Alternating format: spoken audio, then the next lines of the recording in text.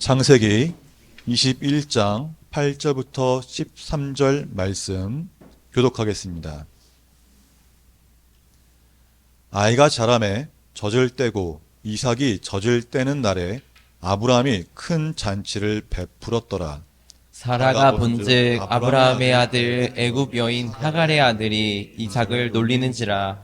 그가 아브라함에게 이르되 이 여종과 그 아들을 내쫓으라. 이 종의 아들은 내 아들 이삭과 함께 기업을 얻지 못하리라 하므로 아브라함이 그의 아들로 말미암아 그 일이 매우 근심하게 되었더니 하나님이 아브라함에게 이르시되 네 아이나 네 여종으로 말미암아 근심하지 말고 사라가 네게 이른 말을 다 들으라. 이삭에게서 나는 자라야 네 씨라 부를 것임이니라. 그러나 여종의 아들도 내 씨니 내가 그로 한 민족을 이루게 하리라 하신지라. 이 하나님의 말씀입니다. 아멘. 할렐루야. 네, 11월은 우리가 하나님이 하시면 된다라는 주제를 가지고 신유의 영역에서 말씀을 전하고 있습니다. 자, 우리 주보 맨 앞에 보겠습니다. 1페이지. 딱 보면 하나님은 능히 못할 일이 없습니다 라는 제목으로 하나님께서 못하실 일이 없지만 우리가 믿지 않는 것이 문제이고 하나님의 약속은, 하나님의 말씀은 우리의 현실을 초월하여 반드시 이루어진다라고 말씀을 전하였습니다. 그리고 둘째 주에 신을 벗어야 사용하신 날을 통해서 우리의 교만과 아집과 고집을 다 내려놓고 온전히 주님께 붙들리고 주님과 함께하는 자를 주님께서 사용하신다고 하였습니다. 그리고 지난주에는 실수를 바로잡고 기도해야 합니다라는 제목으로 능력이 아무리 출중하고 뛰어난 자일지라도 하나님께서는 실수하더라도 하나님께 기도하는 자를 하나님이 사용하시며 하나님이 그 기도에 응답하신다는 걸 통해서 우리 또한 우리의 연약함과 우리의 실수를 인정하며 예수님과 연합하여 풍성한 열매를 맺는 삶을 살아야 한다고 전하였습니다. 예, 기억하시죠? 네. 자, 그리고 오늘은 서로 사랑해야 합니다라는 제목으로 은혜의 말씀을 전하고자 합니다. 자, 오늘 말씀은 알겠지만 드디어 누가 태어났습니까? 아브라함과 사라 사이에 오랜 시간의 기다림의 그 결과 하나님의 약속된 자손 이삭이 태어났습니다. 자, 이삭이 이제 태어났어요. 얼굴이 다들 심각하세요. 이삭이 태어난 거는 정말 기쁨입니다. 예. 아브라함이 25년 동안 오랜 시간 기다렸잖아요. 얼마나 학수고대한 아들입니까? 그 약속의 자녀가 태어났다는 거예요. 자, 사라 입장에서 어떨까요? 예, 좋은 곳 그 이상입니다. 왜냐면은 6절 보니까 이 사라가 담긴 고백이 있습니다. 사라가 이르되 하나님이 나를 웃게 하시니 듣는 자가 다 나와 함께 웃으리로다. 사라에게 있어서 이삭은 정말 보기만 해도 웃음이 나오는 기쁨 그 자체였습니다. 하나님께서 아브라함에게 약속하신 것이 무엇이었어요? 아브라함을 통해 큰 민족을 이루겠다고 말씀하셨습니다. 사라도 그 말씀에 참여하기 위해서 노력했어요. 하지만 사라는 자녀를 낳을 수가 없었습니다. 하나님의 일을 이루기 위해서 사라가 자신의 여종 하갈을 통해서 어떻게든 아들을 낳아서 그 하나님의 약속을 이루려고 하였습니다. 그 정도로 사라는 정말 적극적으로 하나님의 일을 이루고자 자신이 할 수 있는 모든 것을 하면서 동참했다는 것이에요. 근데 어떻게 됐습니까? 그 결과 오히려 수치를 당할 뻔했죠. 뿐만 아니라 사라는 아브라함과 영화하는 중에 무려 2번이나 다른 나라의 국왕에 첩이 될 뻔했습니다.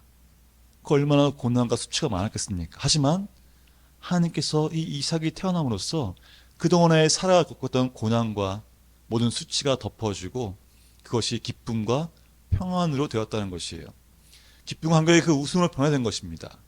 그와 사라는 이 이삭을 낳음으로써 하나님이 말씀하신 민족의 어머니가 될 것이라는 그 하나님의 일을 성취하게 된 것입니다. 그죠?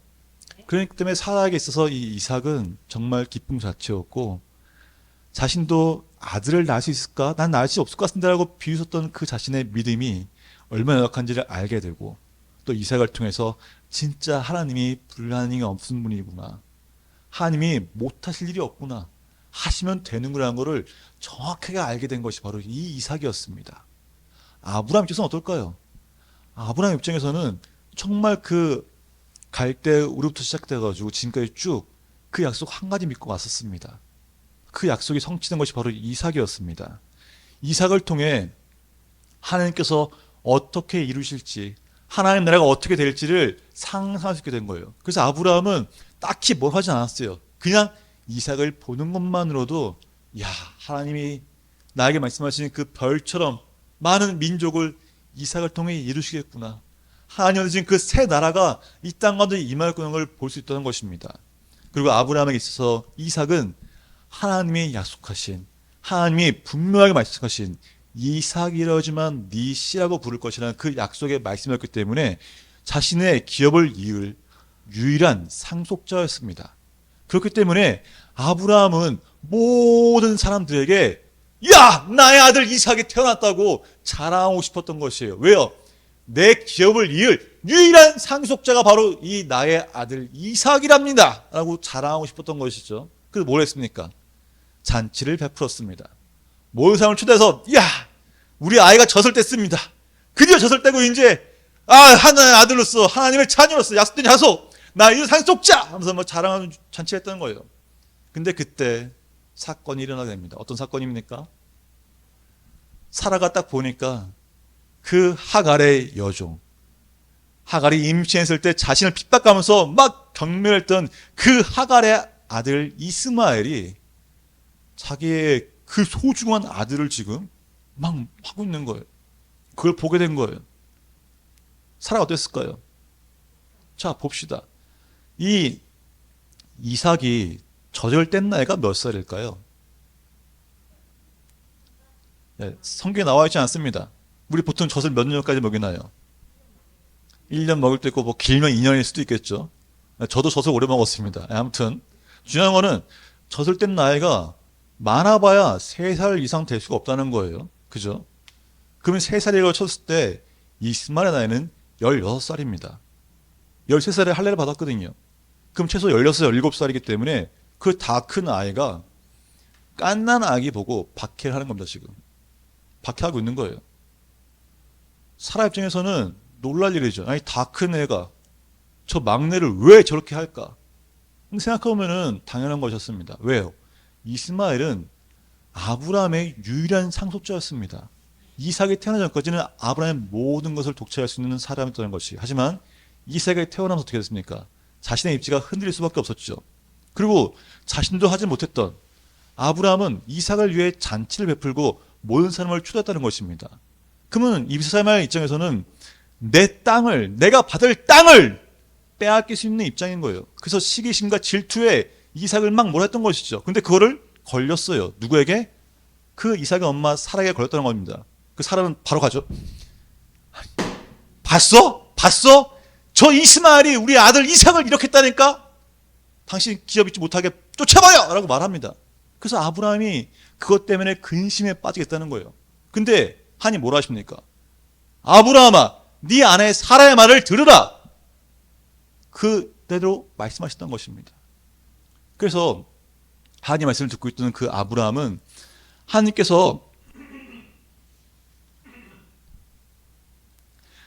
네가 정말 네 씨가 그 이삭만이 하나님의 자녀이고 네 씨만이 한 민족을 함께 하시면 한다는 그 축복 가운데 말씀이 있었던 거거든요. 그리고 또 하나 아브라함은 솔직히 그 이스마엘과 하갈을 내쫓으면 마음이 아팠겠습니까? 하지만 하나님께서 말씀하셨다는 거예요. 걱정하지 말아라. 이스마엘도 네 씨니 한 나라를 이룰 정도로 큰 민족이 되리라고 말씀하셨다는 것입니다. 그래서 아브라함은 그런 걱정을 내려놓고 하나님 말씀 순종하게 됩니다. 그래서 가서 하갈과 이스마엘을 집에서 내보냅니다. 자, 여기까지가 오늘의 본문 이야기예요. 우리는 오늘 본문을 이렇게 읽으면서 또 제 말을 들으면서 어떤 생각하십니까? 야, 이스마엘이 질투심과 시기를 버리고 이삭을 사랑했다라면은 행복하게 살았겠지. 이 말씀을 전하시려나? 그래서 서로 사랑해야 되나? 이 말 생각할 수도 있고, 또 한편으로는 야, 사라가 좀 더 마음을 넓게 하고 하갈도 마음을 넓게 해서 서로 사랑했으면은 가정에 불화도 없고 똑같이 잘 살지 않았겠어? 이 말씀을 전하기로 하시나 생각할 수 있습니다. 그런데 놀라운 것은 우리가 갈라디아서 말씀을 보기 원합니다. 자, 갈라디아서 4장 28절 30절 말씀인데 함께 봉독하겠습니다.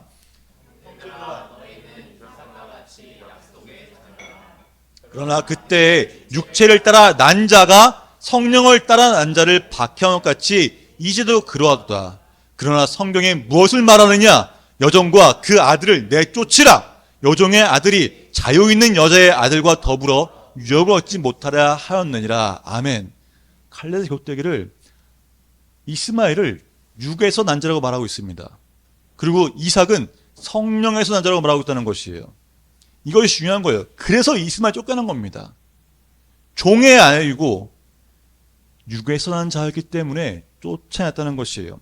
또한 하갈이 임신했을 때 어떻게 했어요? 사라를 멸시했죠. 그래서 사라가 하갈을 학대했죠. 그래서 어떻게 했어요? 하갈이요? 하갈이 도망갔어요.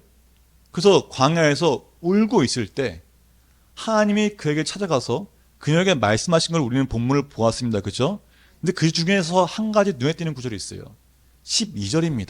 자, 16장 12절 함께 봉독하겠습니다. 그가 사람 중에 모든 사람을 치겠고 모든 사람의 손이 그를 칠지며 그가 모든 형제와 대항해서 살리라 하니라.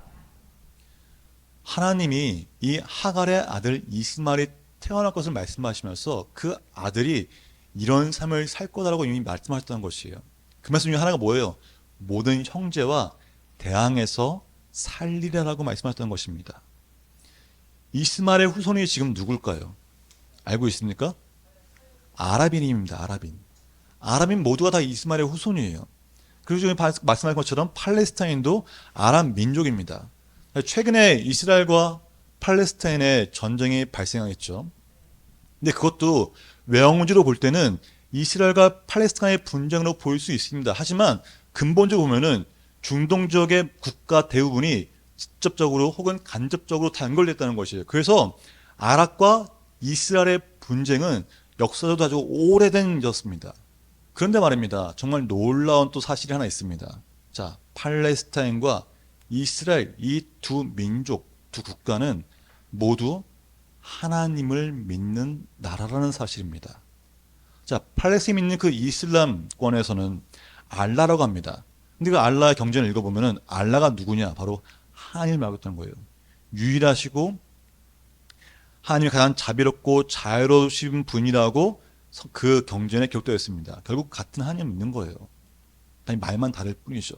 그리고 이 알라라는 말은 이슬람권 그 알라라는 말이 요 중동도 지역에서 그리스도교를 믿는 모든 사람 그 신, 유일한 신을 알라라고 말합니다. 그래서 다 연결됐다는 것이죠.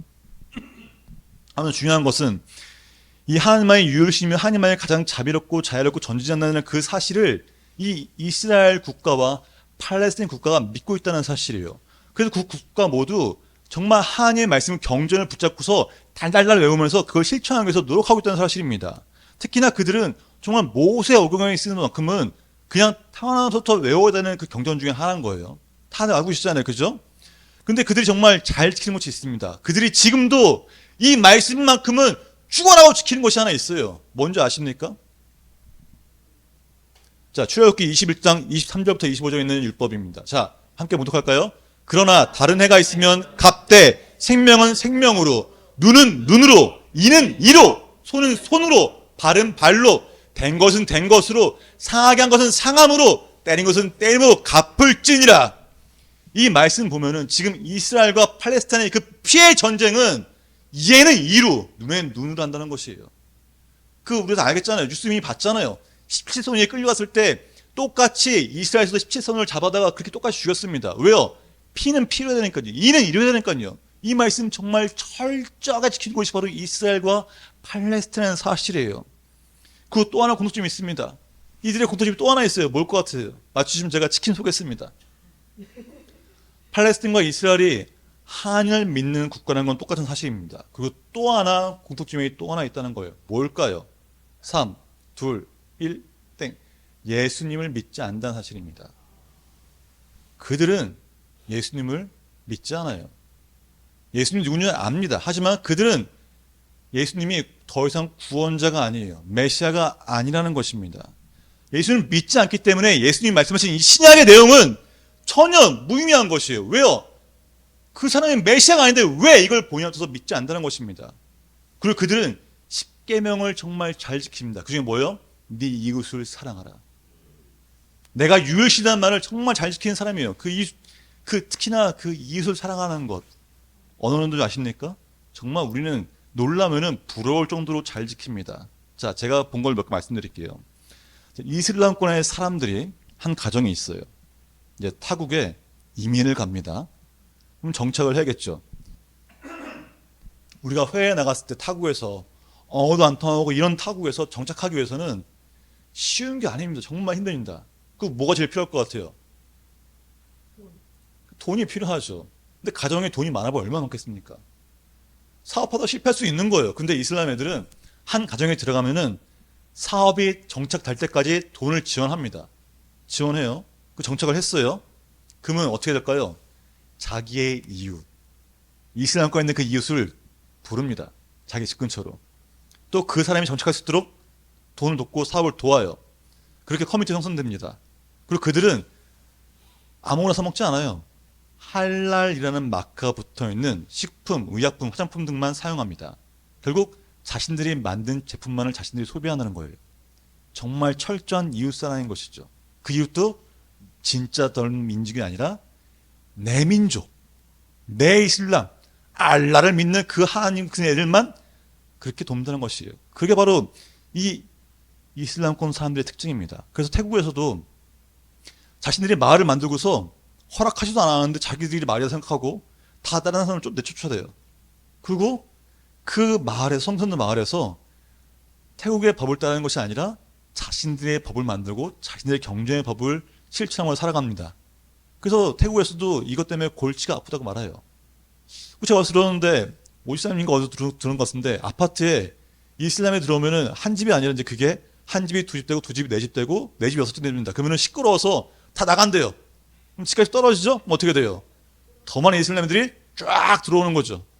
그래서 그게 점령한다는 거예요. 철저한 이웃사랑이죠. 자, 그렇다면은 유대인들은 어떨까요? 이스라엘은 어떨까요? 이스라엘도 철저한 이웃사랑입니다.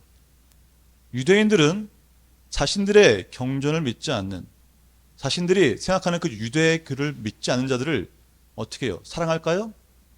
포용할까요? 배척합니다. 그들은 역사적으로도 어느 나라를 가든지 그 나라의 문화와 종교에 속하지 않았습니다. 자신들의 유일한 종교와 자신들의 유일한 가치관을 지니는 자들입니다. 그리고 그들도 똑같이 코샤라는 마크를 사용해서 자신들만 먹는 식품이 있습니다.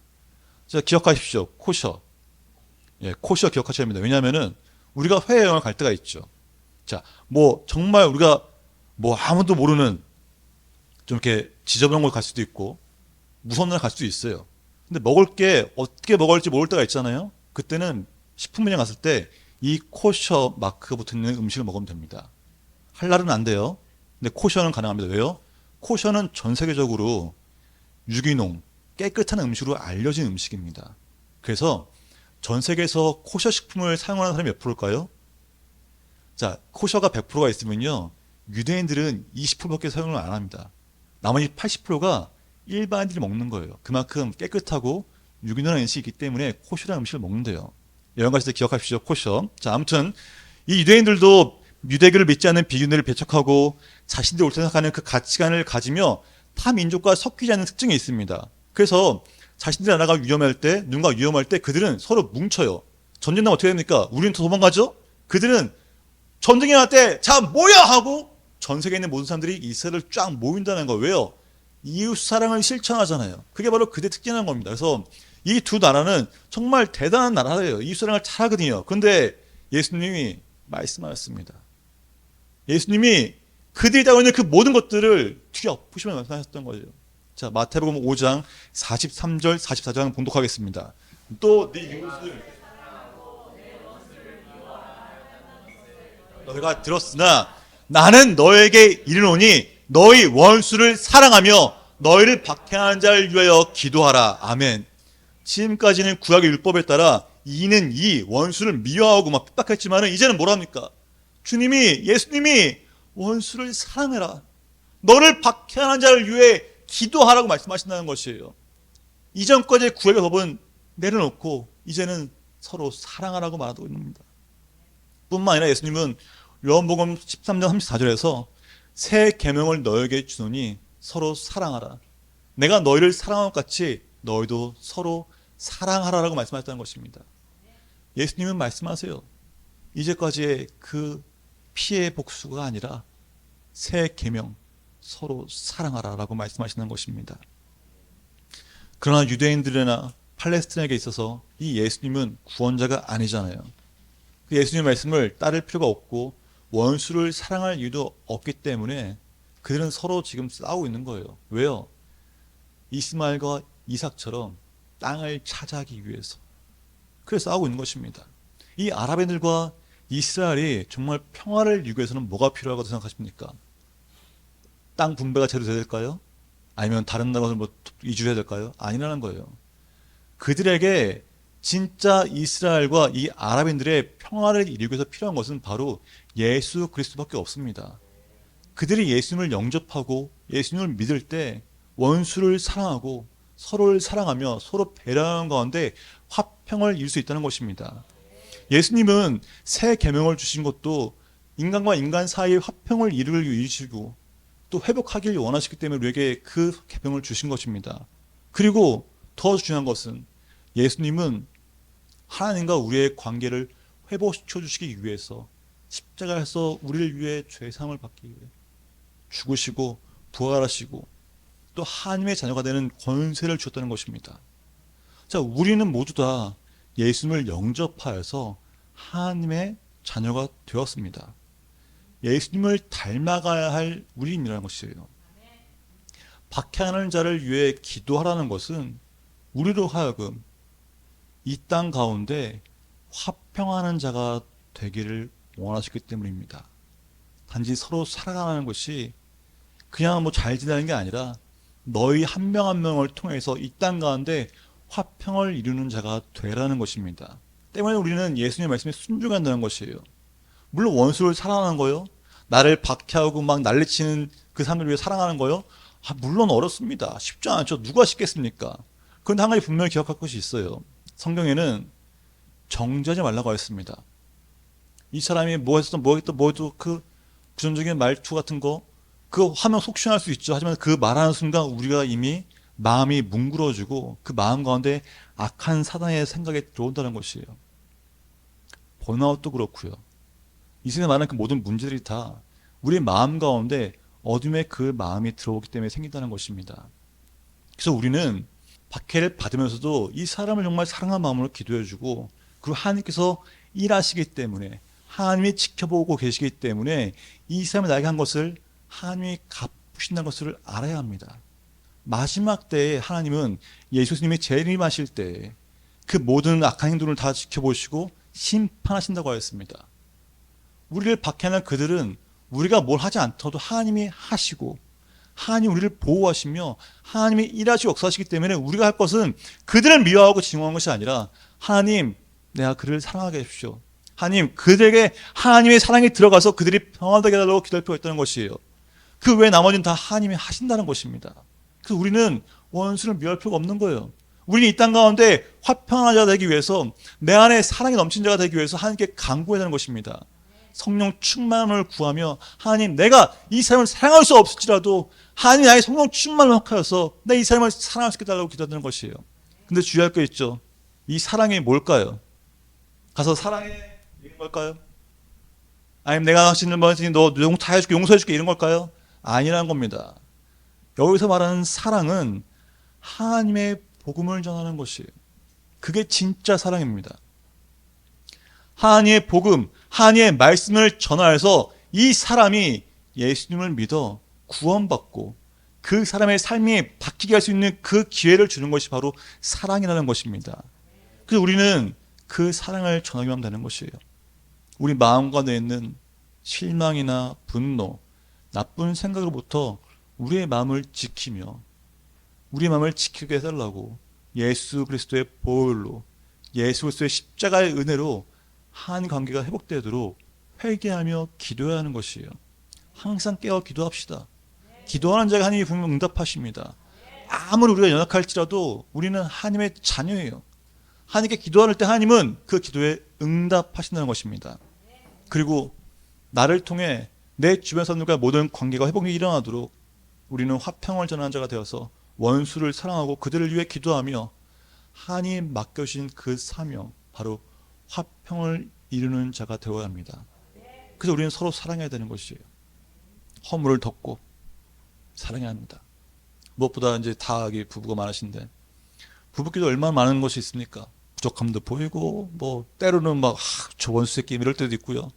그러나 허물을 덮고 이 사람을 내가 사랑할 수 있고 배려하는 것이 바로 할 수 있다는 것이에요. 가정 가운데 서로를 사랑하는 자가 밖에 나가서도 원수를 사랑하며 그들의 그 박해와 이런 것들을 건드면서도 괜찮아, 나 하나님이 하시니까 너를 기도해 줄게, 내가 너를 예수님의 복음을 전한다라고 말하며 그들을 사랑한다는 것입니다. 사랑하는 기도합시다. 우리 주변의 사람들을 위해 기도하며 하나님께 우리에게 맡겨주신 그 하나님의 일, 서로를 사랑하는 그 말을 지켜 화평을 이루는 것은 바로 하나님의 사랑, 복음을 전하는 것입니다. 복음을 전하여서 화평을 이루는 하나님의 자녀가 되기를 주님을 축복합니다. 예, 우리가 또 기억할 거는 이런 게 있죠. 믿는 자들끼리 시험 들 때가 있어요. 그죠? 그럼 그 사람에게 복음을 전하니까 어떻게 합니까? 했었죠. 우리 그때 기도해야 합니다. 하나님, 이 사람 마음 가운데 하나님의 영이 임하시니 그 영을 통해서 나의 마음을 알게 하시고 그들 가운데 하나님의 뜻을 이루게 달라고 기도한다는 것이에요. 믿지 않는 자들에게는 하나님의 복음이 들어가도록 내 입을 열어달라고 기도해야 되는 거고요. 그래서 우리는 이 시간 함께 찬양하면서 하나님의 사랑을, 예수 그리스도의 십자가 은혜를 증거하며 말씀의 순종을 더 깊겠습니다. 무엇보다 우리 마음이, 우리의 시선이 하나님께 있으면은 그 하나님의 역사를 통해서 우리 삶 가운데 드러날 수 있는 것입니다. 우리가 화평한 자 되길 원합니다.